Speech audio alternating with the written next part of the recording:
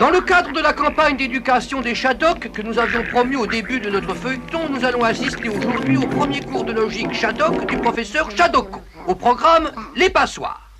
On appelle passoire tout instrument sur lequel on peut définir trois sous-ensembles: l'intérieur, l'extérieur et les trous. L'intérieur est généralement placé au-dessus de l'extérieur et se compose le plus souvent de nouilles et d'eau. Les trous ne sont pas importants. En effet, une expérience simple permet de se rendre compte que l'on ne change pas notablement les qualités de l'instrument en réduisant de moitié le nombre des trous, puis en réduisant cette moitié de moitié, etc., etc. Et à la limite, jusqu'à ce qu'il n'y ait plus de trous du tout. D'où théorème, la notion de passoire est indépendante de la notion de trou, et réciproquement. On appelle passoires du premier ordre les passoires qui ne laissent passer ni les nouilles ni l'eau. On appelle passoires du second ordre les passoires qui laissent passer et les nouilles et l'eau. On appelle passoires du troisième ordre, ou passoires complexes, les passoires qui laissent passer quelquefois l'un ou l'autre et quelquefois pas.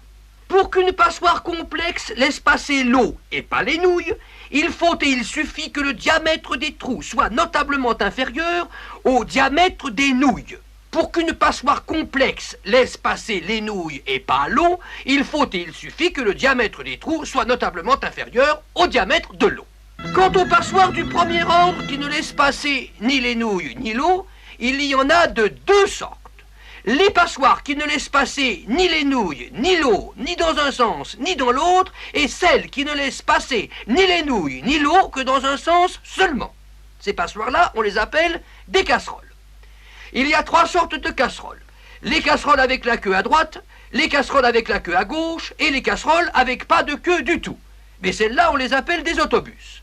Il y a trois sortes d'autobus: les autobus qui marchent à droite, les autobus qui marchent à gauche et les autobus qui ne marchent ni d'un côté ni de l'autre.